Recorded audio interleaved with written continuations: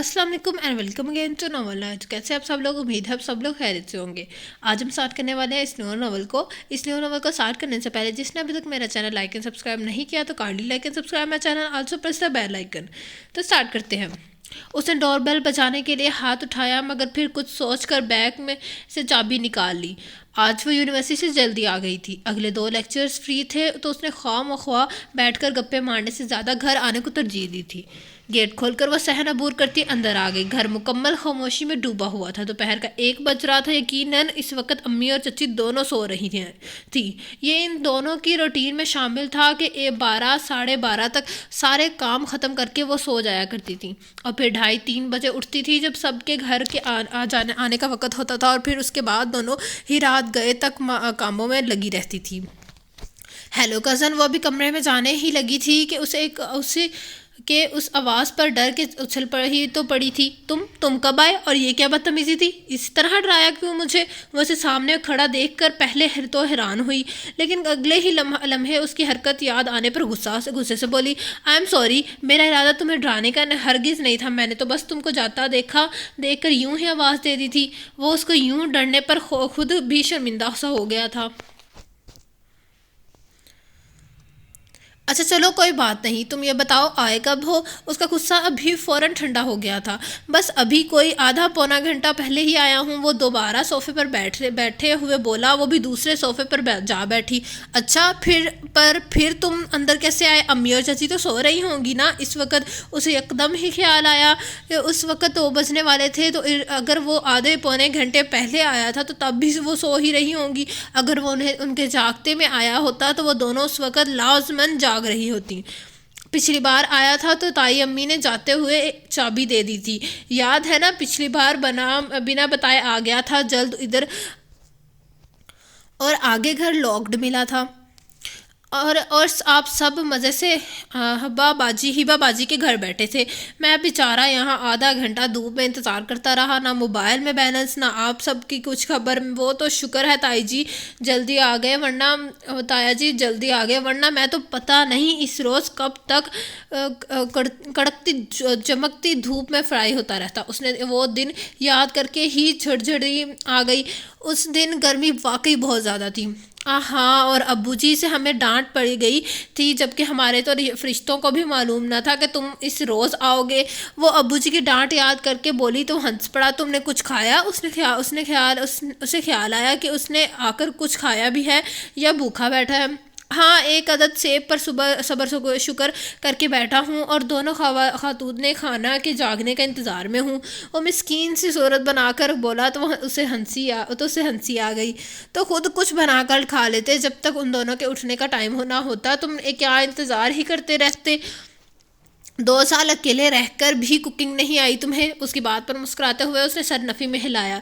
नहीं, तुम्हारे ख्याल से गज़न मैं वहाँ पढ़ता हूँ या कुकिंग सीखता हूँ? वो मुंह बनाकर बोला। सीखते नहीं हो, लेकिन मैंने सुना है कि अकेले रहते रहते बंदा सीख ही जाता है। वो कंधे अचकाकर बोली। हाँ, मगर जब वो सीखना चाहे भी, जबकि मुझे ऐसा कोई शौक़ नहीं। वो सोफ़े पर दराज होते हुए बोला।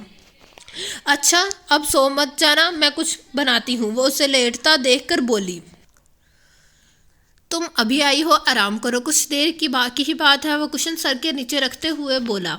नहीं, मैं खुद भी अब आज लंच नहीं खाया, मुझे भी बहुत भूख लग रही है। मैं बस बैग कमरे में रख कर आती हूँ, तब तक तुम सोच कर रखो कि क्या खाना है तुमने। वो उठते हुए बोली तो वो भी सर हिलाता उठ बैठा। चलो मैं आती हूँ, बस 15 मिनट में। वो कहकर कमरे में आ गई। बैग रखकर अलमारी से कपड़े निकाल कर उसने बाथरूम का रुख किया। 15 मिनट बाद फ्रेश होकर निकली। गीले बालों को जल्दी से कैचर में कैद करके जब वो किचन में आई तो वो वहीं कुर्सी पर बैठा पानी पी रहा था। फिर क्या सोचा तुमने? क्या खाना है? उसने अपने लिए ग्लास में पानी डालते हुए पूछा। मैं अभी फ्रिज का जायजा लेकर बैठा हूँ, कबाब रखे नज़र आए हैं, चीज़ और टमाटर के साथ अगर ज़बरदस्त से सैंडविच मिल जाएं तो क्या बात है। वो उसके आने से पहले फ्रिज का तफसीली जायजा ले चुका था। अरे वाह, लगता है आज ही बना कर रखेंगे हैं, क्योंकि कल तक तो नहीं थे। वो भी खुश हो गई। फिर उसने उठकर जल्दी से 4 कबाब निकाले। फ्राई पैन में ऑयल डालकर चूल्हे पर रखा। जितनी देर में ऑयल गर्म हुआ वो फ्रिज से टमाटर और चीज़ और 2 अंडे निकाल लाई। प्याली लेकर एक अंडा अंडा तोड़कर फेंटा और एक एक करके 4 कबाब उसमें डिप करके फ्राई पैन में डाल दिए। उन्हें दो बार पलटकर उसने आंच धीमी कर दी और टमाटर काटने लगी। वो जो इतनी देर से बैठा चुपचाप सारी कार्रवाई देख रहा था उठकर उसके पास आ गया और खामोशी से चीज़ का पैकेट उठाकर उसमें से 2 स्लाइस निकाले और उनका कवर उतारने लगा। उसने एक नज़र उसे देखा और दोबारा टमाटर काटने लगी। चीज़ की दोनों स्लाइस उसने कटे हुए टमाटर के साथ प्लेट में रख दिए। फिर जाकर फ्रिज में से डबल रोटी निकाल लाया। जबकि वो टमाटर काट लेने के बाद अब कबाब देख रही थी। ज़ायना प्लीज़ एक प्लेट देना वहाँ से। वो चूँकि बर्तनों के रैक के नज़दीक खड़ी थी तो वो उससे बोला। उसने कबाब पलटने के बाद रैक से प्लेट उतारकर उसे पकड़ाई तो वो डबल रोटी निकालकर उसमें रखने लगा। तुम कितने सैंडविच खाओगी? उसने डबल रोटी के स्लाइस निकालते हुए उससे पूछा।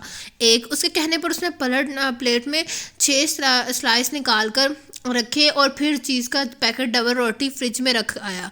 वापस आया तो वह कबाब प्लेट को निकाल चुकी थी। फिर उसने कटिंग बोर्ड उतारा और एक करके डबल रोटी के किनारे छुरी की मदद से अलग कर दिए। जबकि वो उन पर टमाटर के गोल कटे टुकड़े रखने लगा। उसने इस काम से फारिग होकर टमाटरों के ऊपर कबाब रखा। फिर दोनों पर अगला स्लाइस रखा। उसके बाद उसने अंडे में थोड़ा सा चाट मसाला डालकर फ्राई किया और उसे एक सैंडविच पे रख दिया। फिर इसी तरह उसने दूसरा अंडा को तोड़कर फ्राई किया और दूसरे सैंडविच पर रख दिया।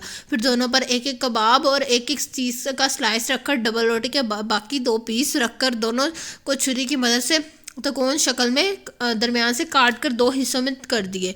फिर जाकर प्लेट ओवन में रख दी और 2 मिनट बाद जब निकाली तो चीज़ पिघल चुकी थी।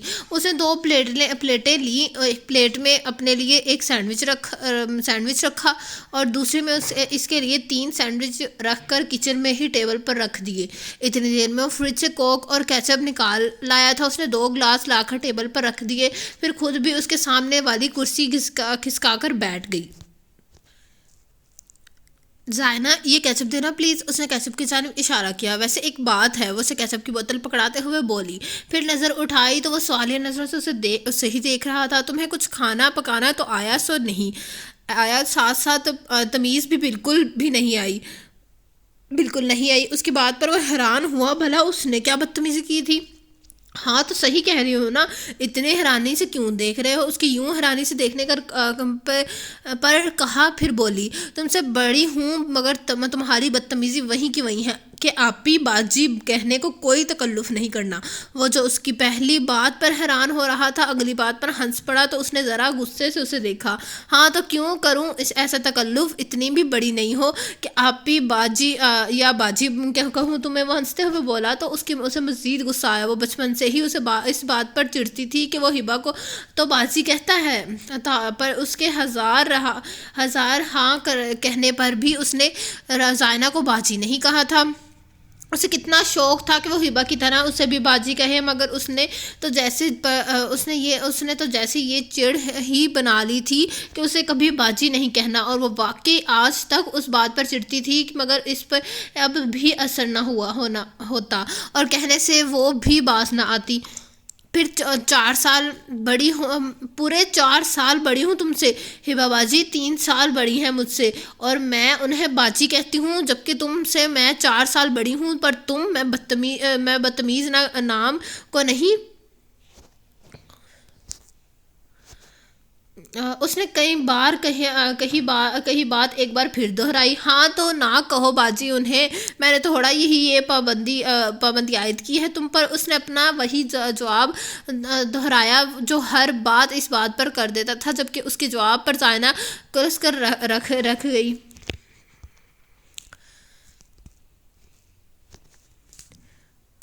और लोगी सैंडविच? उसने अपने सैंडविच का आखिरी बाइट मुंह में डाला तो उसने अपनी प्लेट की तरफ इशारा करते हुए पूछा। बहुत शुक्रिया। उसका मुंह फूल चुका था। गुस्से से कहती अपनी जगह से उठी, प्लेट धोकर रैक में रखी और वहाँ से वॉकआउट कर गई। ये बड़ी है ये मोहतरमा। जबकि मुंह अब तक बच्चों की तरह फूल जाता है। वो मुस्कुराकर बड़बड़ाता दोबारा प्लेट पर झुक गया। अरे अदयान तुम कब आए? وہ جو سینڈوچ تناول فرمانے کے بعد ڈرائنگ روم میں ٹی وی دیکھتے دیکھتے اونگ رہا تھا، اس آواز پہ چونک کر اس طرف دیکھا جہاں رابعہ بیگم کھڑی بے طرح حیرت سے اسے دیکھ رہی تھی کہ ایک تو اس کی غیر متوقع آمد اور وہ بھی یوں کہ خبر بھی نہیں۔ ارے طائی اماں، السلام علیکم، کیسی ہیں آپ؟ وہ مسکراتا ہوا اٹھا اور سلام کرتا ان کے آگے ذرا سا جھکا تھا تو انہوں نے بھی شفقت سے اس کا سر ہلایا۔ وعلیکم السلام، جیتے رہو، سدا خوش رہو، انہوں نے دعاؤں سے نوازا۔ پھر بولے یہ تو بتاؤ کب آئے، کیسے آئے، اٹھایا کیوں نہیں مجھے؟ تمہاری ماں کو خبر ہے یا اس کو بھی نہیں پتا؟ ایک کے ایک ساتھ اتنے سوالوں پر وہ ہنس پڑا۔ ارے آرام سے سوال کرے طائی اماں، میں یہی ہوں، آج ہی کی فلائٹ سے واپس نہیں جا رہا۔ اس نے انہیں تھام کر صوفے پر بٹھایا اور خود بھی ساتھ بیٹھ گیا۔ شریر وہ اس کے کمر پر دھپ لگاتے خود بھی ہنس دے۔ میرا پروجیکٹ کا کام بس جلدی ختم ہو گیا تو وہ سبمٹ کروا کے جلدی آ گیا۔ گھر 1:30 بجے پہنچا تھا، آپ کی دی ہوئی چابی کام آ گئی میرے۔ پھر تو تھوڑی دیر بعد زائنہ آ گئی تو یونیورسٹی سے اس نے ہی پھر سینڈوچ بنا کر دیے۔ اس نے اب انہیں تفصیلاً بتایا۔ زائنہ اتنی جلدی کیسے آ گئی؟ وہ حیران ہوئی۔ معلوم نہیں، میں نے تو نہیں پوچھا، مجھے لگا اسی ٹائم آتی ہوگی۔ اس نے کندھے جھکا کر لا علمی کا اظہار کیا۔ نہیں، روز تو 5 بجے تک آتی تھی۔ خیر اب بتاؤ کیا بناؤں تمہارے لیے، کیا کھاؤ گے؟ انہوں نے پیار سے پوچھا۔ ابھی تو کچھ نہیں کھاؤں گا، مگر ڈنر میں آپ کا آج مٹر پلاؤ بنائیں گی، ساتھ مزید اور ساتھ رائتا اور کباب۔ اس نے اپنا من پسند کھانا بتایا تو رابعہ بیگم مسکرا دی۔ جانتی تھی اسے مٹر پلاؤ رائتا اور کباب کے ساتھ کتنا پسند ہے۔ میں تو ابھی کا پوچھ رہی تھی، رات کے کھانے میں تو بنانا ہی یہی تھا۔ ابھی تو کچھ بھی نہیں طائی اماں، 3 سینڈوچز کھا کر بیٹھا ہوں، بالکل گنجائش نہیں ہے ابھی۔ ایک تو تم آج کل کے بچے نا، بس اس ڈبل روٹی کے 2 پیس کھا کر تم لوگوں کے پیٹ بھر جاتے ہیں۔ لڑکیاں تم آج کل کے لڑکوں کو بھی پتلا دبلا نظر آنے کا جانے کیا خبر ہوا ہے۔ وہ ذرا ناراضگی جتا کر بولی تو بے ساختہ ہنس دیا۔ ارے طائی اماں، مجھے ایسا کوئی خبر نہیں، مجھے معلوم ہے کہ میں موٹا ہو کر بھی اتنا ہی پیارا اور ہینڈسم دکھوں گا جتنا اب دکھتا ہوں۔ وہ شرارت سے بولا۔ ہاں، اس میں تو کوئی شک نہیں کہ میرا بیٹا لاکھوں میں ایک ہے۔ وہ فوراً بڑے لاڈ سے بولی تو پھر اسے ہنسی آ گئی۔ وہ یوں ہی بیٹھا طائی اماں سے باتیں کر رہا تھا جب عظمیٰ بیگم بھی آ گئی۔ ان کا رد عمل بھی کم و پیش رابعہ بیگم جیسا ہی تھا۔ ان کے انداز میں عدیان نے تھوڑی بے چینی محسوس کی تھی، جیسے اسے دیکھ کر وہ بے چین ہو گئی ہوں، مگر وہ جلدی ہی سے اس احساس کا اپنا وہم سمجھ کر ٹال گیا۔ کچھ ہی دیر میں ذیشان اور عاصم بھی اسکول کالج سے آ گئے تھے۔ عاصم 2nd ایئر جبکہ ذیشان میٹرک کا اسٹوڈنٹ تھا۔ عدیان کو دیکھ کر وہ دونوں ہی کھل اٹھے تھے۔ پھر سارا دن اسی کے سر ہوئے رہے۔ رات تک ناصر صاحب بھی آ گئے تھے۔ بھتیجے کو دیکھ کر وہ بھی خوش ہو گئے۔ اگلے روز وہ صبح دیر سے سو کر اٹھا تھا۔ ایک تو سفر کے کچھ تھکان بھی تھی اور پھر رات سب باتوں میں لگے تھے۔ وقت گزرنے کا احساس ہی نہ ہوا۔ 3 بجے رہے تھے جب وہ کمرے میں آیا۔ سوتے 3:30 پونے 4 ہو گئے تھے اور اب تقریباً 12:30 بجے جب وہ نہا کر بالوں کو ہاتھ سے جھٹکتے باہر آیا تو گھر پہ خاموشی کا راج تھا۔ یقیناً سب اپنے اپنے کام سے چلے گئے تھے، بس کچن سے ہلکی ہلکی باتوں کی آواز آ رہی تھی، جس کا مطلب تھا امی اور طائی اماں وہیں تھی۔ وہ بھی وہیں آ گیا۔ السلام علیکم۔ رابعہ بیگم ہنڈیاں بنا رہی تھیں جبکہ عظمیٰ بیگم پاس ہی کھڑی چاول چن رہی تھی۔ ساتھ ساتھ دونوں باتیں بھی کر رہی تھیں۔ وہ بھی وہیں چیئر کھسکا کے بیٹھ گیا۔ وعلیکم السلام، ہو گئی نیند پوری تمہاری؟ اس کے سلام کرنے پر دونوں ہی خواتین اس کی جانب متوجہ ہوئی تھیں۔ اب اسماء بیگم کہہ رہی تھی کہ ہاں جی، بس تھکن تھی تو دیر تک سوتا رہا۔ اس نے اتنی دیر تک سونے کی وجہ بتائی۔ ہاں تو بیٹا تھکاوٹ ہونی ہی تھی۔ اسماء تم خواہ مخواہ بچے کو پریشان نہ کرو۔ بیٹا تم بتاؤ ناشتہ کیا کرو گے؟ رابعہ بیگم فوراً اس کی حمایت میں بولی، پھر ناشتے کا پوچھنے لگی۔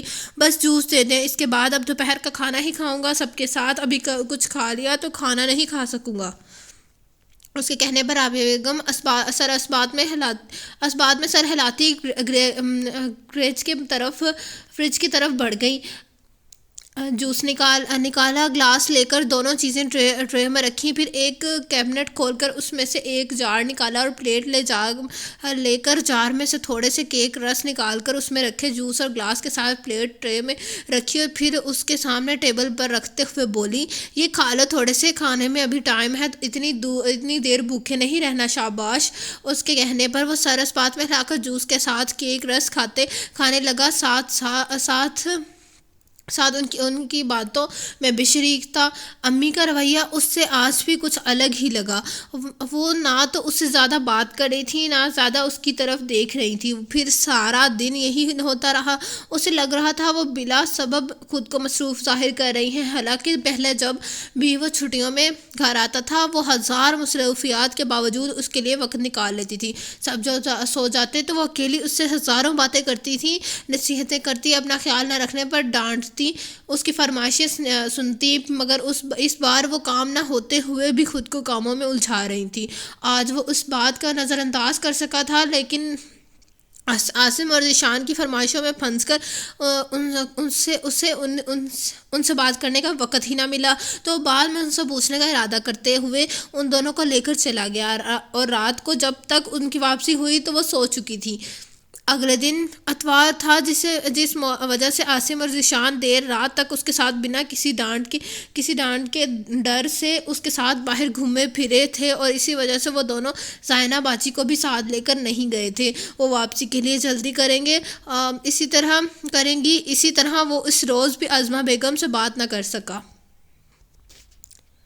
میں آج ہبہ باجی کی طرف جاؤں گا، اتوار ہے تو یقیناً وسیم بھائی بھی گھر ہوں گے، ان سے بھی ملاقات ہو جائے گی، چونکہ اتوار تھا اور چھٹی والے دن ناشتہ آرام سے 9 ساڑھے 9 تک ہوتا تھا، وہ ورنہ عام روٹین میں سب صبح 7:15 تک ناشتہ کر لیتے تھے۔ اب بھی سب بیٹھے ناشتہ کر رہے تھے جب عدنان بولا، سبھی نے اس کی جانب دیکھا تھا۔ ہاں صحیح ہے، اس سے بھی مل آؤ ورنہ بعد میں اچھی خاصی کلاس لے لے گی تمہاری۔ تائی جی مذاق سے بولے تو اس نے بھی ہنستے ہوئے سر ہاں میں ہلا دیا، اور یہ تو وہ خود بھی جانتا تھا کہ اگر وہ نہ گیا تو وہ کتنا ناراض ہوگی کہ وہ ملنے تک نہیں آیا۔ پھر یہ اس کا ہر بار کا معمول تھا کہ جب بھی آتا انہیں آنے کے دوسرے تیسرے دن ہی ان سے ملنے جاتا، کبھی وہ خود آ جاتی۔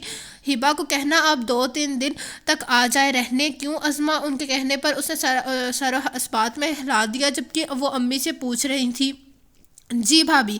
اسے لگا جیسے امی نے یہ 2 الفاظ میں مشکل ادا کیے ہیں، اس نے حیرانگی سے انہیں دیکھا۔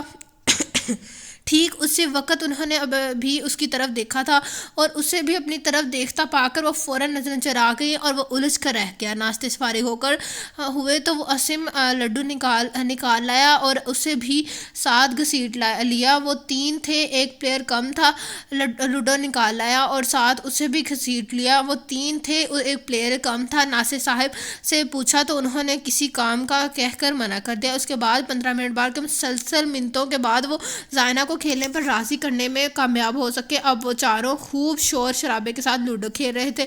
عظمہ بیگم نے کچن سے بیٹے کو ہنسا دیکھا تو دل ہی دل میں خدا سے اس کے لیے عمر بھر کے لیے پھر بھرپور ہنسی مانگی تھی، اور پھر آنکھوں میں نمی لیے دوبارہ کام میں مصروف ہو گئی۔ دوپہر کا 1 بج رہا تھا جب وہ ہبہ باجی کے گھر پہنچا۔ بیل بجا کے چند لمحوں بعد ہی دروازہ کھل گیا تھا۔ دروازہ کھلنے والی ہبہ باجی ہی تھی۔ اسے دیکھ کر وہ پہلے تو حیران ہوئی، پھر ان کے چہرے پر خوشی تھی، لیکن اگلے ہی لمحے ایک عجیب پریشان کن سے تاثرات تھے ان کے چہرے پر، جیسے عدنان نے واضح طور پر محسوس کیا تھا مگر سمجھ نہیں پایا تھا۔ السلام علیکم، کیا ہو گیا ہے آپ کو؟ خوشی تو کچھ زیادہ ہی بڑا جھٹکا لگا ہے کیا؟ مجھے دیکھ کر یا 6-7 ماہ میں اتنا بدل گیا ہوں جو پہچان نہیں رہی آپ؟ وہ ہلکے پھلکے پرمزاح انداز میں بولا تو وہ جیسے چونک کر کسی کیفے سے نکلی تھی۔ ہاں نہیں، وعلیکم السلام، آؤ نا اندر۔ وہ جیسے حد وقت مسکرا رہی تھی۔ آؤ بیٹھو، کب آئے تم؟ وہ ان کے ہمراہ ڈرائنگ روم میں آ گیا۔ اسے بیٹھنے کا اشارہ کرتی وہ خود بھی ساتھ والے صوفے پر ٹک گئی۔ پرسوں ہی آیا ہوں، آپ سنائیں کیسی ہیں؟ وسیم بھائی کیسے ہیں اور باقی سب کیسے ہیں گھر میں؟ اس نے ان کی بات کا جواب دیتے ہوئے پوچھا۔ سب ٹھیک ہیں الحمدللہ، تم ٹھیک ہو؟ اسے لگا جیسے یہ سوال پوچھتے وہ اس کی جانب دیکھنے سے گریز کر رہی تھی۔ ہاں شکر ہے اللہ کا، میں ایک دم فٹ ہوں، دیکھ لے بلکہ پہلے سے زیادہ ہینڈسم ہو گیا ہوں، کیوں نہ کیوں؟ ہاں ہے نا؟ وہ ہنس کر شرارت سے بولا تو انہوں نے جیسے بڑی حیرانگی سے اس کی طرف دیکھا، وہ ان کا اس قدر حیران ہونا سمجھا نہیں۔ ادیان تم، وہ اسی حیرانگی سے اسے کہنے لگی تھی جب وسیم بھائی اندر داخل ہوئے اور یک دم خاموش ہو گئی۔ السلام علیکم، کیا حال ہے سالے صاحب؟ وہ اٹھ کر وسیم بھائی سے بلغیر ہوا۔ وعلیکم السلام، میں بالکل ٹھیک ہوں، آپ کیسے ہیں وسیم بھائی؟ اس نے جواباً ان کا حال و حوال پوچھا۔ الحمدللہ، دعائیں ہیں آپ کی۔ ارے بیٹھو نا یار، اسے کہتے وہ خود بھی سامنے رکھے صوفے پر جا بیٹھے۔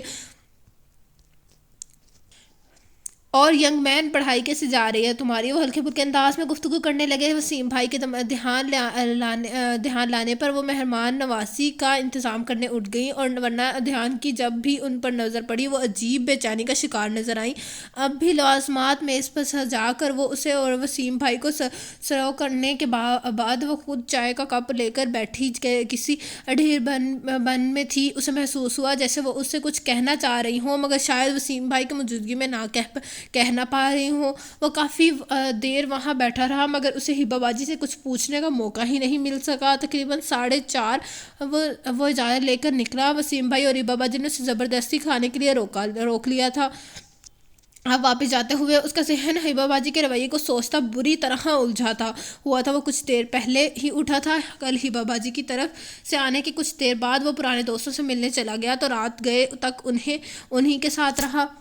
وقت گزارنے کا پتہ ہی نہیں چلا۔ رات کے 2:30 بجے واپسی ہوئی تو اب کہیں 11 بجے جا کر اٹھا تھا۔ اب نہا کر نکلا، شیشے کے آگے کھڑا اپنی عادت کے مطابق گیلے بال جھٹک رہا تھا جبکہ اس کے کمرے کا دروازہ ایک زوردار آواز کے ساتھ کھلا تھا۔ آنے والی ہبہ باجی تھی۔ خیر ہے ہبہ باجی، دہشت گردوں کی ٹیم جوائن کر لی ہے کیا جو صبح مجھے غریب کے کمرے میں دھماکہ کر رہی ہو؟ گو کہ وہ ان کے اس طریقے سے آنے پر بے حد حیران ہوا تھا مگر اب شرارت سے پوچھ رہا تھا۔ ہبہ باجی کے چہرے پر غصہ نمایاں تھا۔ کیا ہے یہ سب ادیان؟ تمہارے لیے کیا اب کوئی اہمیت ہی نہیں ہے ان سب باتوں کی؟ وہ اس کے سامنے سوال کر رہی تھی جبکہ وہ ان کی بات کا مطلب ان کا غصہ سمجھ نہیں پا رہا تھا۔ کیا سب؟ کس بات کی اہمیت؟ کیا کہہ رہی ہیں آپ ہبہ باجی؟ کہیں وسیم بھائی کے ساتھ صبح لڑ کر تو نہیں آ رہی؟ اور شامت معصوم بھائی کی؟ وہ پھر مذاق کر گیا اور وہ جو غصے سے بے حال تھی اس کا بار بار مذاق ان کا مزید بھڑکا رہا تھا۔ تمہارے اس انداز کے نتیجے میں کیا سمجھوں ادیان کہ جو کچھ تم کہتے ہو وہ سب وقتی جذباتیات تو ہیں، تھی تمہاری ایک کم عمر لڑکے کے محض نادانی میں کہی گئی باتیں جن میں کوئی سچائی تھی ہی نہیں۔ ان کے لہجے میں دکھ بھی تھا اور غصہ بھی، تاہم اس بار ادیان کا شرارتی انداز فوراً چھو ہو گیا اور اب ہبہ باجی کی بات پہ اس کے ماتھے پر کئی بل پڑ گئے تھے۔ کیا مطلب ہے آپ کی اس بات کا؟ اس کے لہجے میں غصے کی آمیزش تھی۔ کیا مطلب بھی مجھے ہی سمجھانا پڑے گا؟ اتنے نادان ہو تم کہ سمجھ نہیں آ رہا کہ میری بات کا مطلب؟ ان کے لہجہ طنزیہ تھا۔ ظاہر ہے جب آپ سمجھائیں گی نہیں میری سمجھ میں نہیں آئے گا۔ آپ کی اس بات کا اس وقت کیا مطلب ہے؟ اس کی آواز پر بھی میں اب بھرپور غصہ تھا۔ حیرت کی بات ہے مسٹر ادیان سکندر کہ آپ کو اتنی سمپل سی بات سمجھ نہیں آ رہی کہ میں کچھ پوچھ رہی ہوں۔ خیر تم کہتے ہو تو واضح طور سے پوچھ لیتی ہوں تو مسٹر ادیان، آپ مجھے یہ بتانا پسند کریں گے کہ اتنے عرصے سے آپ جو یہ راگ لاپتے پھر رہے ہیں کہ آپ زائنہ سے محبت کرتے ہیں، صرف وہی آپ کی چاہت ہے، تو یہ سب باتیں کیا تھیں؟ کیونکہ مجھے تو اب ان باتوں میں سوائے وقتی جذباتیات اور ایک بچے کی بے وقوفانہ ضد کے اور کچھ نظر نہیں آتا۔ ان کے الفاظ طنزیہ سے پر تھے اور ادیان کی پیشانی کے بلوں میں اضافہ ہو گیا۔ کہنا کیا چاہتی ہیں آپ؟ میں کیا اتنا بھی بیوقوف اور پاگل دکھائی دیتا ہوں کہ آپ کو کہ اپنے جذبوں کی سچائی ہی جان نہ سکوں؟ یہ اتنا جاہل سمجھ رکھا ہے آپ نے مجھ کے کہ آپ یہاں کھڑی میرے پاک اور کھڑے جسموں پر شک کرتی رہیں گی اور میں کھڑا سنتا رہوں گا؟ یہ آپ ہیں ہبہ باجی تو اتنا لحاظ کر رہا ہوں، آپ کی جگہ کوئی اور ہوتا تو بہت بری طرح پیش آتا۔ اس کا اس واقعی بس نہیں چل رہا تھا وہ کیا کر دے، آخر وہ ایسی بات کہہ بھی کیسے سکتی تھی؟ کیا وہ انجان تھی کہ زائنہ کے لیے وہ کتنا دیوانہ تھا؟ پھر کیسے کہہ دی وہ ایسی بات؟ اس کی آنکھوں میں جیسے شعلے کی لپک تھی۔ اچھا، بہت بڑی بڑی باتیں کر رہے ہیں، جب کہ تمہیں دیکھ کر لگتا تو نہیں کہ میں ان میں ذرا بھی کوئی سچائی ہے۔ ان میں اگر ذرا بھی کوئی سچائی ہوتی تو آج تم اتنے خوش، اتنے فریش نہ دکھائی دے رہے ہوتے۔ بتاؤ نا مجھے کہ اگر تمہاری کہی بات سچی ہے تو یہ سب کیا ہے؟ ان کی آواز غصے کے باعث اونچی ہو گئی تھی۔ کیا سب کیا ہے؟ میرے فریش یا خوش ہونے سے اس بات کی سچائی کا کیا تعلق ہے؟ آپ کیا کہنا چاہتی ہیں؟ صاف صاف بتائیں، پہیلیاں کیوں بجوا رہی ہیں آپ؟ وہ بری طرح تپ گیا۔ بات ایسے کر رہے ہو جیسے ہر بات سے انجان ہو، کچھ جانتے ہی نہیں تم۔ وہ واقعی نہیں انجان ہے۔ ہبا باجی کی بات ابھی مکمل نہیں ہوئی جب اسما بیگم بولی۔ دونوں کے ایک ساتھ دروازے کی طرف دیکھا، نہ جانے وہ کب آ کھڑی ہوئی تھی۔ انہیں نہیں معلوم ابھی وہ اندر آ گئی۔ ان کی آواز میں دکھ تھا۔ کیا نہیں معلوم؟ کس بات سے انجان ہوں؟ کیا بول رہے ہیں آپ لوگ؟ اس کے اندر کس نہ جانے احساس نے سر اٹھایا جو خوشگوار تو ہرگز نہیں تھا۔ پر چچی آپ نے بتایا کیوں نہیں؟ اتنی بڑی بات کیوں چھپا رکھی ہے آپ نے؟ وہ حیرانگی سے پوچھ رہی تھی، جبکہ وہ ناسمجھی سے کبھی اسما بیگم کو دیکھتا، کبھی ہبا باجی کو۔ اسے شدت سے کسی گڑبڑ کا احساس ہوا تھا۔ کیسے بتاتی ہبا؟ مجھے ڈر تھا یہ کوئی طوفان نہ کھڑا کر دے۔ گھر میں بھائی صاحب زبان دے چکے تھے، ان کی عزت کا سوال تھا، اور پھر یہ جو کچھ ہو رہا ہے ان میں غلطی سراسر اس کی اپنی ہے۔ جب 2 سال پہلے یہ جا رہا تھا، میں نے کہا تھا اس سے کہ میں بھائی صاحب اور بھابھی سے بات کرتی ہوں، مگر اس نے روک دیا تھا مجھے۔ تو اب سب ہو جانے کے بعد کس منہ سے بھائی صاحب اور بھابھی سے بات کرتی؟ وہ کیا کہتے کہ اب تک کیوں چپ رہی ہو؟ اور ہبا سچ پوچھوں تو میری ہمت ہی نہیں ہوئی کہ اسے کچھ بتاؤں۔ اس کی آنکھوں میں نمی اتر آئی۔ ہبا باجی نے کچھ کہنے کے لیے منہ کھولا، مگر پھر شاید ارادہ بدل کر رخ اس کی طرف کیا۔ مجھے لگا تمہیں آئے 3-4 دن ہو گئے تو تم جان ہی گئے ہوگے، بلکہ کل جب تک تم آئے تو میں یہی سمجھ رہی کہ تم اس بارے سے جلدی آ گئے ہو۔ پر جب تمہارا اتنا نارمل رویہ دیکھا، اتنا فریش، تو بس میں ان کو سمجھ نہ آ رہا تھا وہ کس طرح اسے بتائے۔ اب تک وہ اس سے ہر بات سے بے خبر سمجھ کے بے نکت سنا رہی تھی، مگر اب بتانے کو الفاظ ہی نہیں مل رہے تھے۔ آپ لوگ کیوں مجھے الجھا رہے ہیں؟ میں اتنا جو بھی بات ہے پلیز سیدھے بتا کیوں نہیں دیتے؟ آخر کیا بات ہے ایسی؟ اس کے اندر کا ڈر بڑھتا جا رہا تھا۔ وہ بری طرح چڑھ کر بولا، ادیان، وہ ابو نے زائنہ کا رشتہ طے کر دیا ہے اپنے دوست کے بیٹے سے، اور شاید اگلے ماہ تک شادی بھی کر دیں، اور ورنہ نکاح تو اگلے ماہ لازمی کر دیں گے۔ اور ادیان سکندر کو لگا کہ اس کی دل کی دھڑکن بھول گیا ہو، سانس کہیں اندر ہی اٹک گئی، مگر نہیں، اس کا دل بھی دھڑک رہا تھا، سانس بھی چل رہی تھی، مگر اب ان میں زندگی کی کوئی رمق نہیں تھی۔ وہ جیسے بے دم سا ڈریسنگ ٹیبل کی سطح پر ہی بیٹھ گیا۔ کئی چیزیں وہاں سے زمین پر جب گری۔ ادیان، اسما بیگم یک دم آگے بڑھی تھی، آپ نے مجھے بتایا کیوں نہیں تھا؟ تجھے میں نے کہا تھا نا مجھے بھائی اور بھابھی سے بات کر لینے دے، مگر تو نے روک دیا۔ تیری بات بھی معقول تھی، لیکن اب احساس ہوتا ہے کہ ہم بہت اہم باتوں کو نظر انداز کر گئے۔ اگر تب ہی ان باتوں پہ یہ بھی سوچ لیتے تو آج سب کچھ ٹھیک ہوتا۔ زائنہ کسی اور آنگن میں نہ جا رہی ہوتی۔ اسما بیگم کی بھی اتنی خواہش تھی کہ زائنہ کو اپنی بہو کے روپ میں دیکھنے کی، مگر ہر خواہش کا پورا ہونا ضروری نہ ہو تو نہیں۔ وہ اب بھی کسی اور آنگن میں نہیں جائے گی، اور وہ یہیں رہے گی میری بن کر۔ وہ جیسے کچھ ٹھان چکا تھا، اب لب پھینچ کر بولا۔ اسی امی کی بات دل کے آر پار ہوتی محسوس ہو رہی تھی۔ وہ یکدم اپنی جگہ سے اٹھ کر دروازے کی طرف بڑھا تو اسما بیگم اور ہبا کے ساتھ اس کے پیچھے لپکی تھی۔ اسما بیگم نے اس کا بازو تھام لیا۔ کہاں جا رہا ہے تو؟ تایا جی کے پاس۔ اس نے اپنا بازو آزاد کروانا چاہا، انہوں نے گرفت مضبوط کر لی۔ کیوں؟ کس لیے؟ وہ جانتی تھی، مگر پھر بھی پوچھ رہی تھی۔ ان کو کہنا ہے کہ یہ رشتہ توڑ دیں۔ زائنہ اس گھر سے نہیں جائے گی، اس گھر میں ہی رہے گی، مگر اب میرے حوالے سے۔ وہ بنا ان کی طرف دیکھے بول رہا تھا۔ بات مکمل کر کے اس نے پھر جانا چاہا تو انہوں نے اسے کمرے میں دھکیل کر دروازہ بند کر دیا۔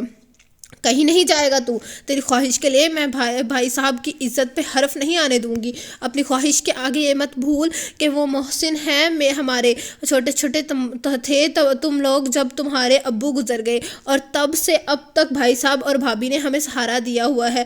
تم دونوں کو اپنے بچوں سے بڑھ کر لاڈ پیار دیا ہے اور کبھی جتایا تک نہیں، تو کیا اب تو یہ صلہ دے گا ان کی نیکی کا کہ ان کے دوست کے آگے ان کی ناک کٹوائے گا، جبکہ تو اچھی طرح جانتا ہے کہ ان کے لیے زبان کا پاس رکھنا کس قدر اہم ہے۔ خوش کرادیان بھائی صاحب اگر تیری ضد مان بھی گئے تو اپنے دوست کے آگے جھک جائیں گے، ٹوٹ جائیں گے۔ وہ ادیان کچھ تو خیال کر، اسے کہتے کہتے رو پڑی تھی۔ ہبا کی آنکھوں میں بھی آنسو تھے، وہ جانتی تھی کہ کیا حال ہو رہا ہوگا اسی وقت۔ اس کا کتنا چاہتا تھا وہ زائنہ کو، وہ جانتی تھی، پاگل ہی تو تھا اس لیے، جبکہ ادیان کی حالت ایسی تھی جیسے کوئی پل میں اس کا سب کچھ چھین کر لے گیا ہو، اس کی زندگی، اس کا سکون، اس کی ہنسی، سب کچھ۔ یہ میری ضد نہیں ہے امی، میری زندگی ہے، میں کیسے اسے اپنی آنکھوں کے سامنے کسی اور کا ہو جانے دوں گا؟ میں نہیں رہ پاؤں گا اس کے بنا امی۔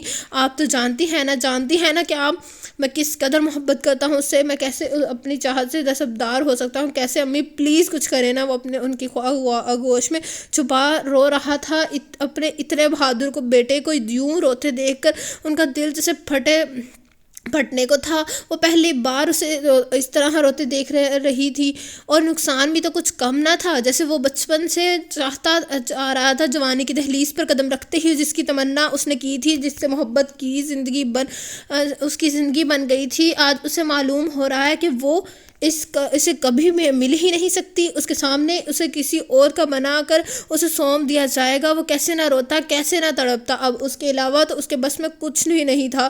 ہبا بھی کچھ پاس کھڑی بنا آواز کے آنسو بہا رہی تھی۔ ادیان سے کس قدر انسیت تھی انہیں، چھوٹا تھا مگر ہمیشہ بڑے بھائیوں کی طرح حفاظت کی دیوار بنا رہتا تھا۔ انہوں نے کبھی اس کو اپنے سگے بھائی سے کم نہ سمجھا تھا۔ جب انہیں پتہ لگا تھا کہ وہ زائنہ کے لیے کیا جذبات رکھتا ہے، اس روز وہ انہیں اور بھی عزیز ہو گیا تھا۔ آج وہ اس سے لڑنے آئی تھی کہ وہ کچھ کرتا کیوں نہیں ہے۔ وہ چاہتی تھی کہ زائنہ کا رشتہ وہاں سے ختم ہو کر ادیان سے ہی ہو، مگر چچی کی باتوں نے انہیں بھی گہرے دکھ کے پاتال میں لا پھینکا تھا۔ اب واقعی دیر ہو چکی تھی، اب کچھ نہیں ہو سکتا۔ انہیں افسوس ہو رہا تھا کچھ دیر پہلے ادیان کو کہی گئی اپنی ہر بات پہ کیا کچھ نہیں سنا دیا تھا۔ ان کو پچھتاوا ہونے لگا تھا۔ وہ اب بھی عظمہ بیگم کی گود میں منہ چھپائے سسک رہا تھا۔ ہبا آنکھوں میں نمی لیے کھڑا۔ ذوالفقار حیدر اور عائشہ بی بی کی 2 اولادیں تھیں، ناصر ذوالفقار، ان سے چھوٹے سکندر ذوالفقار، وہیں ان کے دونوں کا کل سرمایہ تھے جن پر وہ اپنا پیار دلار صرف کرتے تھے۔ وقت اپنی رفتار سے آگے بڑھتا رہا، دونوں بھائی جوان ہوئے، تعلیم مکمل ہوئی تو باری باری دونوں کی شادیاں ہو گئیں۔ پہلے گھر میں ذوالفقار صاحب کی چچا زاد بھائی کی بیٹی ربیہ ناصر صاحب کے ساتھ بیاہ کر اس گھر میں آئی۔ اچھی تربیت میں پلی بڑھی بڑی سوبر خاتون تھی۔ شادی کے 1.5 سال بعد ان کے آنگن میں ہبا آئی۔ ہبا کی پیدائش کے 3 سال بعد زائنہ اس کے گھر میں آنکھ کھولی۔ زائنہ 3 سال کی تھی جب ذوالفقار صاحب اور عائشہ بی بی نے اپنے چھوٹے بیٹے کے لیے عظمہ کو پسند کیا۔ عظمہ بھی وہ ذوالفقار صاحب کے 2 پار کے رشتے میں بہن جو بیوہ تھیں ان کی بیٹی تھی۔ دونوں بہویں ہی بہت ملنسار اور سگھڑ تھیں۔ گھر کا ماحول بڑا خوشگوار رہتا تھا۔ 1 سال بعد اسماء اور سکندر کو اللہ نے بیٹے کی نعمت سے نوازا۔ ناصر صاحب کی خواہش پہ اس کا نام ادیان رکھا۔ گھر کا پہلا بیٹا تھا، خوب ہی لاڈ نخرے اٹھائے جاتے۔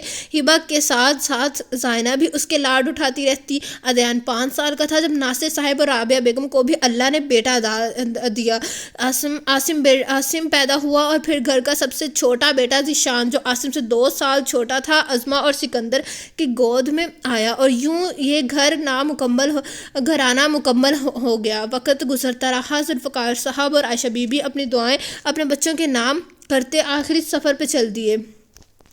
ادیان 9 سال اور ذیشان 2 سال کے تھے جب سکندر ذوالفقار کی طبیعت بہت بگڑی۔ کچھ عرصے سے وہ ویسے ہی بیمار رہنے لگے تھے مگر لاپرواہی کرتے رہے، اور جب توجہ دی تب تک کچھ بہت ہی دیر ہو چکی تھی۔ انہیں کینسر تھا اور اس کی آخری اسٹیج تھی، اور پھر کچھ ہی عرصے بعد وہ بھی چل بسے۔ تب ناصر صاحب نے خوشی خوشی ان تینوں کی ذمہ داری اپنے کندھوں پر لے لی، جسے وہ اب تک خوشی خوشی احسن طریقے سے سر انجام دے رہے ہیں۔ ان کی بیوی ان کے ساتھ برابر شریک تھیں، کبھی کوئی احسان جتاتا لفظ ان کی نو کے زبان پر نہ آیا تھا، اور پورا گھرانہ بڑی محبت سے مل جل کر رہ رہا تھا، بنا کسی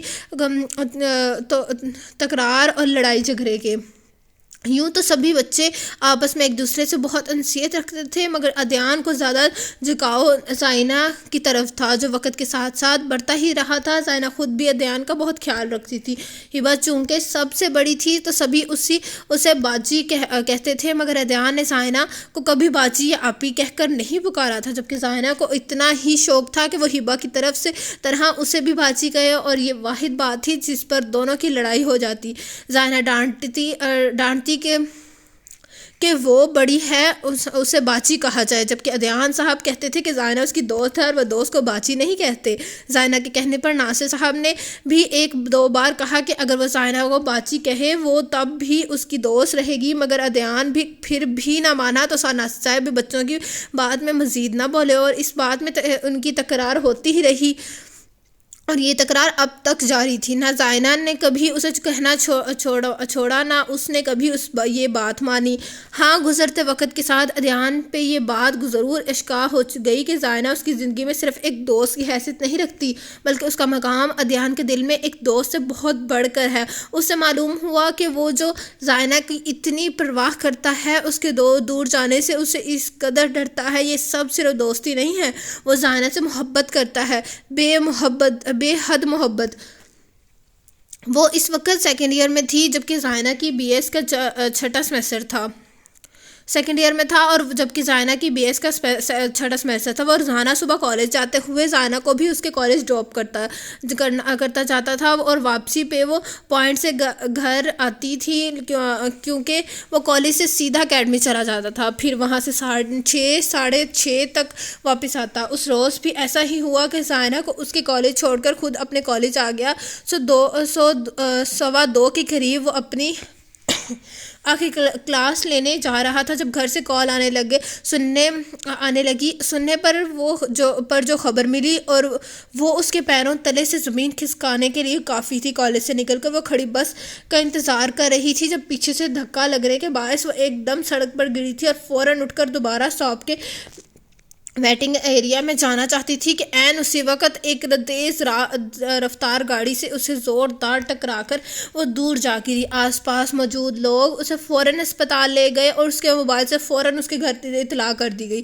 وہ فوراً ہسپتال پہنچا تھا۔ تایا جی، تائی امی اور امی وہیں تھیں۔ تائی جی اور امی کا رو کر برا حال تھا، جبکہ تایا جی بھی پریشان سے وہاں ٹہل رہے تھے۔ وہ تیزی سے تایا جی کی طرف بڑھا، انہوں نے بتایا کہ ڈاکٹرز کہہ رہے ہیں چوٹیں بہت شدید نوعیت کی ہیں، وہ اپنی پوری کوشش کریں گے۔ اور عدنان سکندر کے پاؤں اس کا بوجھ سہارنے سے انکاری ہو گئی تھی۔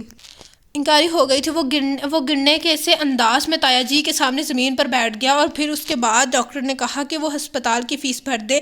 فیس دیکھ کر تایا جی پریشان ہو گئے۔ ہسپتال بہت مہنگا تھا، اور انہی دنوں تایا جی کو کاروبار میں شاید نقصان ہوا تھا، اور زائنہ کو ایسی حالت میں کسی دوسرے ہسپتال شفٹ کرنا خطرے سے خالی نہ تھا۔ تب وہ بنا کسی کو کچھ بتائے، بنا کسی سے کچھ پوچھے جا کر اپنی بائک، جو اس نے اپنی پاکٹ منی جمع کر کے اور کچھ عرصہ ٹیوشن پڑھا کر خریدی تھی، تایا جی نے اسے میٹرک فرسٹ ڈویژن میں پاس کرنے پر امی کے نہ کہنے کے باوجود اسے جو اتنا مہنگا موبائل لے کر دیا تھا وہ بیچ آیا تھا، اور پیسے لے کر تایا جی کے ہاتھ میں رکھ دیے تھے۔ اور جب ان کی سختی سے پوچھنے پر بتایا کہ یہ پیسے کہاں سے آئے ہیں، تو تایا جی سر تھام کر رہ گئے۔ وہ جانتے تھے کہ اسے اپنی یہ دونوں چیزوں کس قدر پسند تھی۔ تایا جی نے وہ پیسے لینے سے انکار کر دیا تھا۔ وہ تسلی دیتے رہے تھے کہ وہ انتظام کر لیں گے کسی نہ کسی طرح، مگر وہ زائنہ کے لیے ایک سیکنڈ کا بھی رسک نہیں لے سکتا تھا۔ اس نے تایا جی کو یہ کہہ کر وہ پیسے رکھنے کے لیے مجبور کر دیا کہ زائنہ کے ٹھیک ہونے کے بعد جیسے ہی ان کا کاروبار پہلے کی طرح چلنے لگے گا، وہ خود وہ خود ان سے نیا موبائل گفٹ لے گا۔ اس حادثے میں ہی عدنان پہ یہ بات آشکار ہوئی تھی کہ وہ زائنہ سے محبت کرتا ہے۔ اسے کچھ ہو جانے کا خیال ہی اس کی روح کھینچ لیتا تھا، اور پھر سب کی دعاؤں سے وہ بالکل ٹھیک ہو کر گھر آ گئی تھی۔ عدنان اس تمام عرصے میں اپنا آپ بھول کر اس کا خیال رکھتا، اس کی دوا اس کو کھانے میں کیا دینا ہے، کتنی دیر بعد دینا ہے، اسے سب سے زیادہ اس بات کا خیال رہتا تھا۔ اور پھر زائنہ جلدی ہی بالکل ٹھیک ہو گئی۔ اس نے اللہ کا اتنا شکر ادا کیا تھا۔ زائنہ کے ٹھیک ہوتے ہی اس نے اپنی پاکٹ منی چپکے سے اسے سوتے ہوئے اس پہ سے وار کر غریبوں میں بانٹ دی تھی، اور تب زائنہ کے ٹھیک ہونے پر اس نے اسے اپنے دل کی بات بتانے کا سوچا تھا، مگر بتاتے ہوئے جھجک رہا تھا۔ اسی وقت اس نے زائنہ کو یہ بات لکھ کر بتانے کا فیصلہ کیا۔ وہ اپنے دل کی ہر بات، ہر احساس لکھتا گیا، مگر برا ہوا کہ جب دینے کی باری آئی تو پیپر ہبا باجی کے ہاتھ لگ گیا، اور جب ہبا باجی نے وہ پڑھا تو بس عدنان صاحب سرخ چہرے لیے کبھی ادھر دیکھتے تو کبھی ادھر۔ صرف ایک ہبا باجی کے علاوہ کمرے کی ہر چیز کا عدنان صاحب نے پوسٹ مارٹم کر ڈالا۔ جب کافی دیر تک خاموشی چھائی رہی تو اسے ان کی طرف دیکھنا ہی پڑا، جو منہ کھولے اور تقریباً آنکھیں پھاڑے اسے دیکھ رہی تھی، اور اس کے بعد نہ ختم ہونے والے سوال و جواب، اور اس کے بعد شامت یہ آئی کہ وہ دونوں انہی سوال و جواب میں ایسے مگن ہوئے کہ اس پیپر کو سرے سے ہی فراموش کر بیٹھے، اور وہ عدنان صاحب کا پہلا لو لیٹر جن کے لیے لکھا تھا ان کو تو کیا ہی ملنا تھا۔ اب ہبا باجی کے بعد ان دونوں کو کھانے کے لیے بلانے آئی اسما بیگم کے ہاتھ لگ چکا تھا، اور جب تک دونوں کو کسی اور کی کمرے میں موجودگی کا احساس ہوتا بہت دیر ہو چکی تھی۔ پیپر اسما بیگم کے ہاتھ میں دیکھ عدنان کا اوپر کا سانس اوپر اور نیچے کا نیچے رہ گیا تھا۔ ہبا کی حالت بھی کچھ مختلف نہ تھی۔ امی تو پڑھ کر آنکھ بگولا ہی ہو گئی تھی، اور خوب ہی اس پر برسی تھی، اور وہ ڈرا بھی تھا، جھجکا بھی تھا۔ اچانک اتنا کچھ ہو جانے پر گھبرا بھی گیا تھا، مگر امی کی بے شمار نصیحتوں، ڈانٹوں اور ڈراموں کے نتیجے میں بھی اس کا ایک ہی جواب تھا کہ وہ زائنہ سے محبت کرتا ہے۔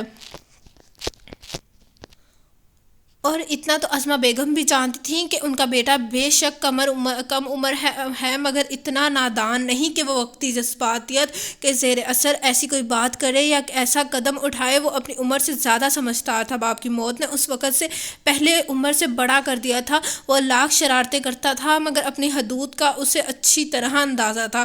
ایسے میں اسما بیگم اس کا بہت زیادہ کچھ کہہ ہی نہیں پائی تھیں، مگر وقت کے ساتھ ساتھ انہوں نے اس کی محبت کی گہرائی بہت اچھے سے جانچ لی تھی۔ وہ زائنہ کے علم میں آئے بنا ہر جگہ ہر گھڑی اس کی ڈھال بن رہا تھا۔ اس کی ذرا سی تکلیف عدنان کو بے چین کر دیتی تھی۔ اگر کبھی کام میں لگ کر وہ کچھ نہ کھاتی تو عدنان بھی کوئی نہ کوئی بہانہ بنا کر کھانے سے انکار کر دیتا۔ اس کی پر ضرورت پوری کرنا جیسے اس پہ فرض تھا۔ وہ سچ میں زائنہ کے لیے دیوانہ تھا۔ اور پھر جب 2 سال پہلے اس کا ایڈمیشن اسلام آباد کی بہترین یونیورسٹی نرس میں ہوا، تب اسما بیگم نے بیٹے کی خوشی دیکھتے ہوئے اس سے ناصر صاحب اور رابعہ بیگم سے زائنہ کا ہاتھ مانگنے کی بات کی۔ اب تو ان کی اپنی بھی یہی خواہش تھی کہ زائنہ ان کی بہو بنے، لیکن تب عدنان نے انہیں بات کرنے سے منع کر دیا۔ اسما بیگم اس کے انکار پر حیران ہوئی، مگر پھر اس نے ان کا انکار کی وجہ تفصیلاً بتائی۔ وہ چاہتا تھا کہ پہلے وہ اپنے پیروں پر کھڑا ہو جائے، کمانے لگے، ماں اور بھائی کی ذمہ داری خود اٹھانے لگے، تب وہ زائنہ کو اس کے لیے مانگے۔ اس کی بات بھی معقول تھی، مگر پھر بھی اسما بیگم چاہتی تھیں بات کر لیں، مگر وہ انکاری رہا، اور وہ اپنی ماں اور بھائی کی ذمہ داری پہلے خود لینا چاہتا تھا۔ تایا جی کی یہ اضافی ذمہ داری ختم کر کے ان کی بیٹی کو اپنانا چاہتا تھا، لیکن وہ نہیں جانتا تھا اس کا یہ انکار اسے کتنا بھاری پڑنے والا ہے۔ اس کی جانے سے پہلے ہی بابا جی کی شادی ہو گئی، اور پھر وہ اسلام آباد چلا گیا۔ 6 ماہ بعد ہر سیمسٹر کے بعد وہ لاہور آ جاتا۔ چھٹیاں دوستوں کے ساتھ گھومنے پھرنے کے بجائے وہ گھر گزارنا پسند کرتا، گھر میں گزارنا پسند کرتا۔ اس کی سب سے بڑی وجہ کیا تھی؟ یہ تو بس ہبہ بازی اور عظمہ بیگم ہی جانتی تھی۔ ہبہ بازی تو اسے چھیڑنے کا کوئی موقع ہاتھ سے جانے نہ دیتی تھی، مگر اس بار اس کے آنے سے پہلے یہاں اتنی جلدی میں جو کچھ ہوا تھا وہ عظمہ بیگم نے سوچا تھا نہ ہبہ نے، اور عدنان سکندر کے تو گمان میں بھی یہ بات نہ تھی کہ زائنہ اس کی نہیں ہو پائے گی، مگر یہ بات تو سچ ہی ہے کہ تب تقدیر ہمارے گمان سے پرے ہماری سوچوں سے بہت آگے کے فیصلے کرتی ہے، اور ہمارے پاس اس میں تبدیلی تو دور ترمیم کی بھی گنجائش نہیں ہوتی۔ ہم ہنسیں، روئیں، چیخیں یا چلائیں، مگر چلنا تب بھی اسی راہ پر پڑتا ہے جس پر تقدیر بھی ہمیں لا پھینکے، چاہے وہ راہ پھولوں کی ہو، چاہے کانٹوں سے بھری ہو، چاہے اس کی خوشی سے چلیں، چاہے رو کر، لیکن چلنا اسی پہ ہے، ہر حال میں، ہر صورت۔ اسے چھٹیوں کے بعد واپس گئے 3-4 ماہ ہوئے تھے کہ جب ناصر صاحب کے ایک پرانے دوست محمود عباس 20 سال بعد وطن واپس لوٹے تھے۔ ماضی میں دونوں کی دوستی بہت گہری تھی، رابطہ اس عرصے میں کھو کر ختم نہ ہوا تھا، لیکن اپنی زندگیوں میں مصروف ہو کر نہ ہونے کے برابر رہ گیا تھا۔ سالوں میں 1 یا 2 مرتبہ بات ہو جاتی تھی، لیکن اب جو وہ واپس آئے تو روزانہ ہی محفل جمتی۔ پرانے اور بھی دوست جو رابطے میں تھے جو روز اکٹھے ہوتے۔ پھر ایک روز ناصر صاحب نے انہیں اپنے گھر آنے کی دعوت دی۔ رابعہ بیگم اور اسماء بیگم دونوں ہی جانتی تھیں انہیں زائنہ کو اسی روز انہوں نے دیکھا تھا، مگر بات 3-4 روز بعد ناصر صاحب سے کی اور ناصر صاحب نے فوراً ہاں کر دی۔ آخر کو ان کی جگری دوست تھے، انہیں پورا اعتبار تھا ان پر، اور ارسل سے بھی وہ 1-2 بار مل چکے تھے۔ اچھا سلجھا ہوا لڑکا تھا، اور گھر آ کر انہوں نے اپنا فیصلہ بتا دیا۔ وہ کوئی سخت گیر باپ نہ تھے، لیکن اگر کسی بات میں اڑ جاتے تو کوئی دلیل انہیں اپنی کہی بات سے ہٹا نہیں سکتی تھی، اور اگر کسی کو زبان دے دیتے، کوئی وعدہ کر لیتے، تو پھر وہ بات ان کے لیے زندگی موت سے کم نہ ہوتی۔ اس بات سے گھر کا ہر فرد واقف تھا۔ اسماء بیگم اور ہبہ تو چکرا کر رہ گئی تھیں، وہ تو کیا سوچے بیٹھی تھی اور ہو کیا رہا ہے۔ ہبہ نے اپنی طرف سے کوشش کی کہ یہ سب رشتہ ختم ہو جائے، مگر اس کی دلیلوں کے جواب میں ناصر صاحب نے سختی سے ٹوک دیا۔ دوسری طرف زائنہ بھی اس رشتے کے لیے تیار نہ تھی، وہ ابھی صرف اپنی پڑھائی پر توجہ دینا چاہتی تھی، لیکن ناصر صاحب کے آگے اس کی بھی نہ چلی۔ نتیجتاً وہ بھی چپ سادہ کر بیٹھ گئی۔ عدنان کو فی الحال بتانے سے انہوں نے سختی سے منع کیا تھا۔ ان کا خیال تھا کہ اسے معلوم ہوا تو وہ کہیں چھٹیاں لے کر آ ہی نہ جائے۔ یاد ہے اس کا دھیان گھر کے کاموں میں نہ لگ جائے کہ شادی 3-4 ماہ میں ہونے کا فیصلہ ہوا تھا، کیونکہ 6 ماہ بعد ارسل کو واپس کینیڈا چل جانا تھا، جبکہ محمود عباس ابھی کچھ عرصے یہیں رکنے کا ارادہ رکھتے تھے۔ ناصر صاحب نہیں جانتے تھے کہ عدنان کی توجہ پڑھائی سے ہٹے۔ عظمہ بیگم نے تو عدنان کو نہ بتانے کا فیصلہ کر لیا تھا۔ انہیں یہی ڈر تھا کہ جب اسے پتہ چلے گا تو وہ کوئی طوفان نہ کھڑا کر دے کہ زائنہ کے معاملے میں وہ اس سے ہر قسم توقع کر رکھتی تھی، جبکہ ہبہ عدنان کو بتانا چاہتی تھی، لیکن کوشش کے باوجود ہمت نہ کر پاتی تھی۔ اور اب عدنان کے آنے کے بعد ناصر صاحب نے شادی کی تاریخ بھی محمود صاحب سے بات کر کے اور سب کے صلاح مشورے سے 1 ماہ بعد کی رکھ دی تھی، جبکہ عدنان اس وقت بھی بالکل خاموش بیٹھا رہا۔ جب تایا جی نے اپنی دانست میں اسے خوشخبری سنائی تھی، جبکہ اس کے اندر سناٹا مزید بڑھ گیا تھا، وہ زبردستی مسکرا بھی نہ سکا۔ ہبہ نے سب کو اس کی طبیعت خرابی کا کچھ کہہ کر کچھ حد تک مطمئن کر دیا تھا، جبکہ اس کے چہرے پر چھائی اذیت صرف اسماء بیگم اور ہبہ ہی دیکھ سکتی تھی، مگر کچھ بھی کرنا ان کے بس میں نہیں تھا۔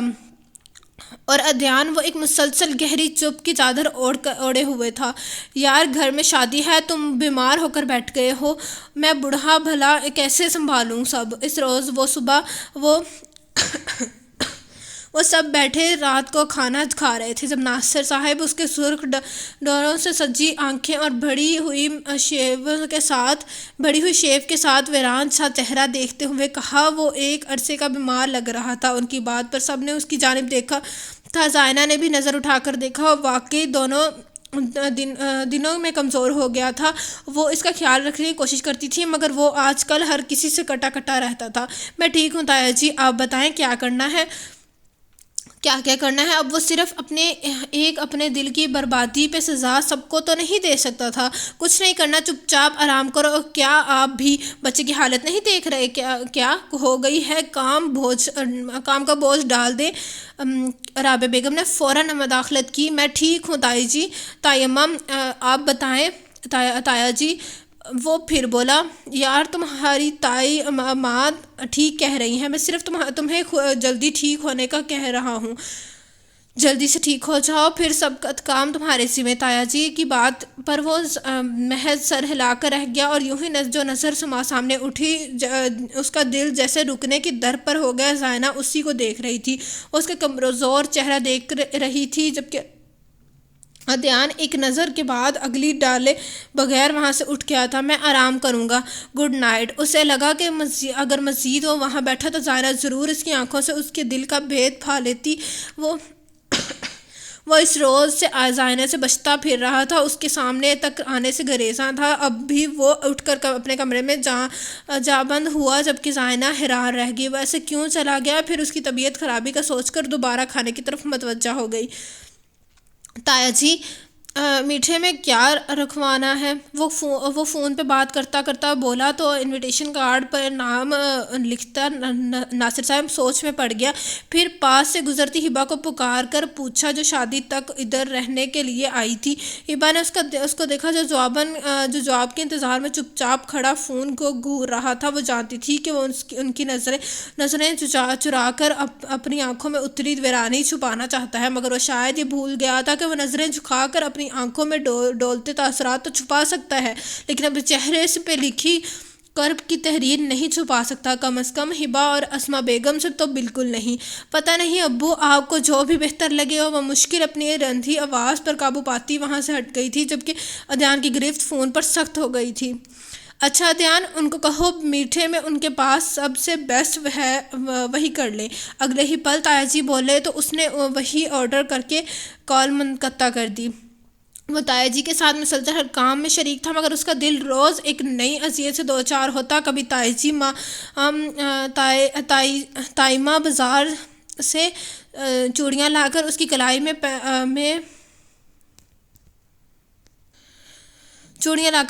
میں پہنا کر دیکھتی کہ سائز صحیح ہے یا نہیں، تو کبھی جھومر ٹکا لگا کر دیکھتی کہ اس کے چہرے پر کیسا لگ رہا ہے۔ وہ وہیں بیٹھا کبھی مہمانوں کو دیے جانے والے تحفوں کو دیکھ رہا تھا، تو کبھی کارڈز دینے جانے کے لیے سمیٹ رہا تھا۔ اس وقت بھی وہ باہر سے آ کر تایا جی کی کوئی بات سننے بیٹھا تھا۔ تائی ماں ہبا باجی اور امی کو کچھ بتا رہی تھی اور عاصم شان بیٹھے ٹی وی دیکھ رہے تھے۔ وہ اپنے کمرے سے بولتی ہوئی نکلی، امی یہ دیکھ لیں، پھر وہ میں چینج کر لوں، بہت الجھن ہو رہی ہے۔ وہ یہ بھاری جوڑا پہنے سخت بیزاریت کا شکار تھی۔ اس کی آواز پہ عدنان نے بلا ارادہ کی اس کی طرف دیکھا، اس طرح بے اختیار ہوا کہ وہ اپنی تمام تر قوت جمع کر کے بھی اس پر سے نظر نہ ہٹا پایا تھا۔ وہ شادی کے جوڑے میں تھی، میرون رنگ کا غرارہ جس پہ گولڈن رنگ کا بھاری کام تھا پہنے تائی ماں کے ساتھ کھڑی تھی، وہ جو اس کے غرارے کا تفصیلی جائزہ لیتے ہوئے کہہ رہی تھی، ہاں تو تم ڈھنگ سے کچھ بتا رہی ہو، خود نہ ساتھ بازار جا رہی ہو، اب خود لاؤں گی تو دیکھوں گی نہ کہ چیز صحیح آئی بھی ہے یا نہیں۔ ان کی ڈانٹ پر وہ منہ بسور کر چپ ہو گئی۔ شادی میں صرف ایک ہفتہ باقی تھا۔ ایک دلہن کا جوڑا، کنگن، چوڑیاں، ہار سنگار سب اور کسی اور کے لیے ہیں۔ عدنان، تم اسے دیکھنے کا حق نہیں رکھتے، تم نے خود ہی اپنی بے وقوفی سے اسے کھو دیا ہے ہمیشہ کے لیے۔ وہ اب کسی اور کی امانت ہے اور اب تمہیں کبھی نہیں ملے گی۔ عدنان، وہ اب تمہاری کبھی نہیں ہوگی۔ تم اب پوری زندگی اس کے بنا گزارو گے۔ اس کے دل و دماغ میں جکڑ چل رہے تھے، اس کا پورا وجود آنکھوں کی زوں میں تھا۔ اس نے فوراً نظریں اس پر سے ہٹا لی تھی۔ تایا جی اسے کچھ کہہ کر باہر نکل گئے تھے۔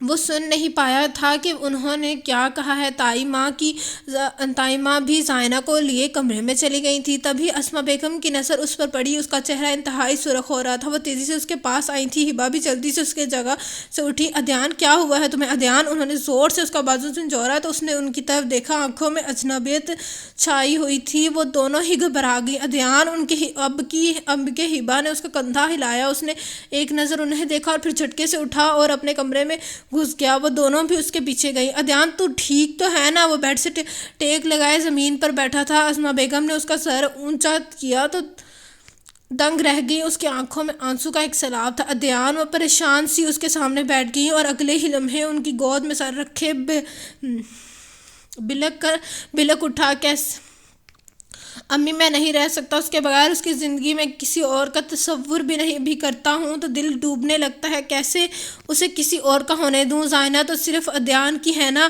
وہ کیسے کسی اور کی ہو سکتی ہے؟ امی مجھ میں حوصلہ نہیں ہے اسے کھونے کا، میں مر جاؤں گا امی، میں مر جاؤں گا۔ بلک رہا تھا اور وہ دونوں بے بسی سے بالکل بلکتا دیکھ رہی تھی۔ وہ چاہ کر بھی اس کے لیے کچھ نہیں کر سکتی تھی۔ وہ کتنی دیر تک ان کے سامنے بلکتا رہا، اسے کوئی تسلی تک نہ دے پائی، اور پھر وہ بنا کچھ کہے اٹھا اور گھر سے نکل گیا۔ وہ دونوں پیچھے آوازیں ہی دیتی رہ گئی۔ اس کے بعد وہ رات گھر لوٹا تھا۔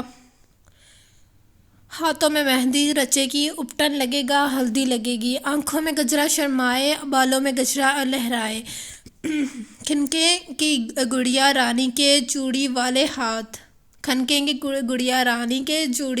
ہاتھ، آج گھر میں مہندی کی تقریب تھی۔ پورا گھر مہمانوں سے کچا کھچ بھرا ہوا تھا۔ فل والیوم میں باہر گانے بج رہے تھے۔ وہ اپنے کمرے میں موجود اپنے اندر اترتی ویرانی سے لڑ رہا تھا۔ مہندی کی رسم شروع ہوئے بھی 1 گھنٹہ گزر چکا تھا، مگر وہ یوں ہی اپنے بستر پر لیٹا سر کو دونوں ہاتھوں کے انگوٹھوں سے مسل رہا تھا۔ ان گانوں کی آوازیں اس کے سر میں ہتھوڑیوں کی مانند ضربیں لگا رہی تھیں۔ بس آدھا گھنٹہ پہلے تائی اماں آ کر اسے سفید شلوار قمیض دے گئی تھی، بلکہ اسے باتھ روم کی جانب زبردستی دھکیل کر کمرے سے باہر گئی تھی۔ اسے مجبوراً وہ پہننی پڑی تھی، لیکن اس کے بعد بھی وہ باہر نہیں گیا تھا۔ کوئی نہ کوئی آ کر کتنی ہی بار اسے باہر بلا چکا تھا، مگر وہ ٹس سے مس نہ ہوا۔ دروازے پر دستک ہو رہی تھی، مگر وہ جیسے ہر چیز سے بے خبر چت لیٹا کمرے کی چھت کو گھور رہا تھا۔ عدنان تایا جی نے آواز دینے کے ساتھ اسے ہلایا تو وہ چونک کر اٹھا تھا۔ کیا بات ہے بیٹا، میں کب سے دستک دے رہا ہوں؟ وہ دروازے کی طرف اشارہ کر کے بولے۔ سوری تایا جی، مجھے آواز نہیں ہے، وہ دھیرے سے بولے۔ ہاں، یہ گاجے باجوں کا شور بھی تو اتنا ہے کہ کان پڑی آواز بھی نہ سنائی دے، تایا جی نے کہا، جبکہ وہ جانتا تھا کہ والیوم اتنا بھی نہیں ہے جو اسے دروازے پر ہوتی دستک سنائی نہ دیتی۔ ہاں، میں پوچھنے آیا تھا کہ رسم شروع ہوئے اتنی دیر ہو چکی ہے، تم کمرہ بند کیے بیٹھے ہو؟ چلو بھائی باہر، گھر میں شادی ہے اور گھر کا بڑا بیٹا ہی غائب ہے۔ ان کے کہنے پر اسے شرمندگی بھی ہوئی، پر اپنے دل کا کیا کرتا؟ وہ بس اس وقت کہیں بھاگ جانا چاہتا ہے، کہیں دور، بہت دور۔ بس تایا جی آ ہی رہا تھا، سر میں تھوڑا درد ہونے لگا تھا تو لیٹ گیا۔ اب اس کے علاوہ اس کے پاس ان سے کہنے کو کچھ نہیں تھا۔ چلو اگر اب ٹھیک ہو تو آ جاؤ۔ ان کے کہنے پر وہ سر ہلاتے ان کے ساتھ ہی باہر آ گیا۔ رسم کے لیے سارا انتظام بڑے سے لانچ میں کیا گیا تھا، جبکہ مردوں کا انتظام الگ سے باہر تھا۔ وہ تایا جی کے ساتھ باہر ہی جا رہا تھا کہ تائی ماں نے اسے آواز دے دی۔ اسے مجبوراً رکنا پڑا، ورنہ تو وہ اپنی نظر کو بھی بھٹکنے نہ دے رہا تھا کہ کہیں اس کو دیکھتے ہی وہ پھر ضبط نہ ہار بیٹھے۔ مگر چل عدنان، تم بھی چل کر زائنہ کو مہندی تیل لگا دو، اب آئے ہو، ورنہ میں چاہتی تھی کہ ہبا کے بعد تم لگاؤ۔ چلو اب لگاؤ۔ اور چل کے وہ زبردستی اس کا بازو تھام کر اپنے ساتھ سٹیج کی طرف آ گئی، اور عدنان کا دل چاہا وہ یہاں سے غائب ہو جائے۔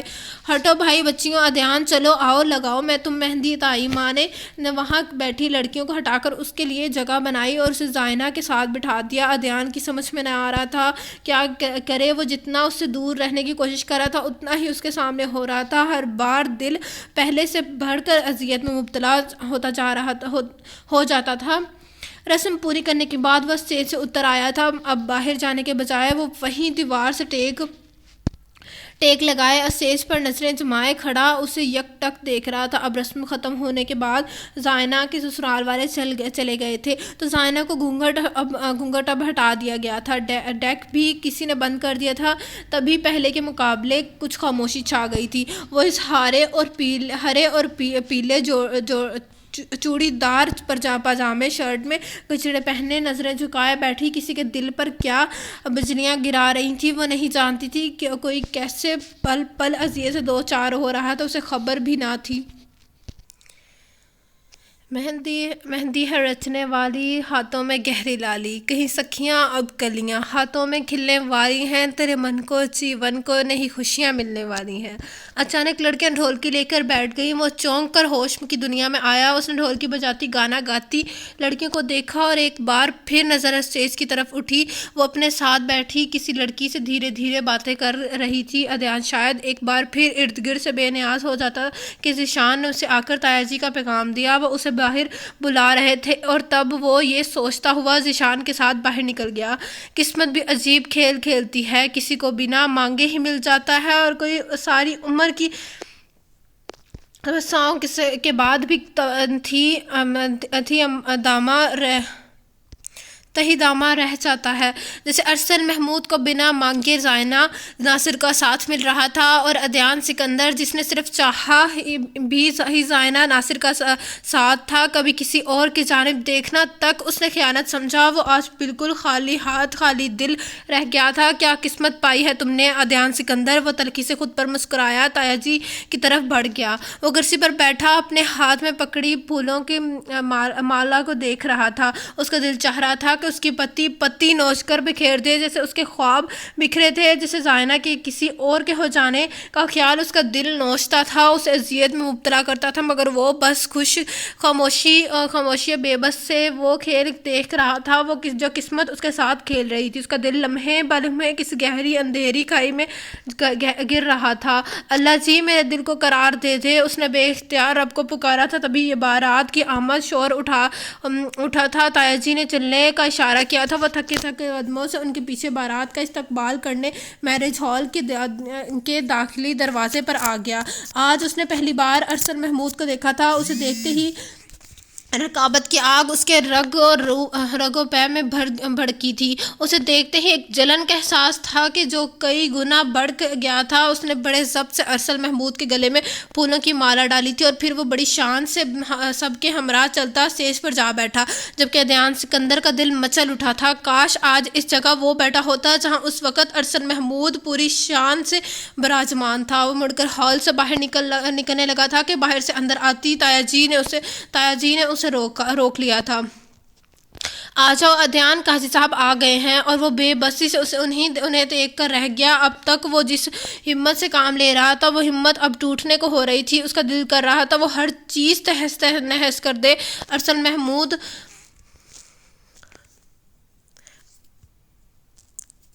محمود بابر آپ کو یہ نکاح زائنہ ناصر ولد ناصر ذوالفقار عوض 1,00,000 روپے سکہ رائج الوقت کے تحت قبول ہے۔ نکاح کے لیے سب اسٹیج کے آس پاس جمع تھے، مگر کچھ دیر پہلے والا شور اس وقت بالکل خاموشی میں تبدیل ہو چکا تھا۔ مولوی صاحب پوچھ رہے تھے۔ اس کی گرفت صوفے پر سخت ہو گئی۔ عین اسی وقت موبائل کی تیز آواز پر یکدم ہلچل ہوئی تھی، کیونکہ ارسل محمود جیب سے موبائل نکال کر کان سے لگاتے اٹھ سائیڈ پر جا کھڑا ہوا تھا۔ ہال میں موجود تقریباً ہر شخص کو یہ بات ناگوار گزری تھی کہ وہ کیسے اتنی اہم گھڑی کے دوران اتنے آرام سے اٹھ گیا تھا۔ اگر کال امپورٹنٹ تھی تب بھی 2 منٹ تو رک ہی سکتا تھا۔ ناصر صاحب کو بھی شاید یہ حرکت ناگوار گزری تھی، مگر انہوں نے اس کا اظہار کرنے سے احتراز ہی کیا تھا۔ ارسل واپس اپنی جگہ پر آ بیٹھا۔ اس وقت اس کے چہرے پر الگ ہی چمک تھی۔ محمود صاحب نے بہت بڑے غور سے اپنے سپوت کو دیکھا تھا۔ اس کے بیٹھتے ہی مولوی صاحب نے اپنے الفاظ دہرائے۔ ارسل محمود ولد محمود بابر، آپ کو یہ نکاح زائنہ ناصر ولد ناصر ذوالفقار عوض 1,00,000 روپے سکہ رائج الوقت کے تحت قبول ہے۔ اور عدنان سکندر کی سماعتیں ڈوبنے لگی تھیں۔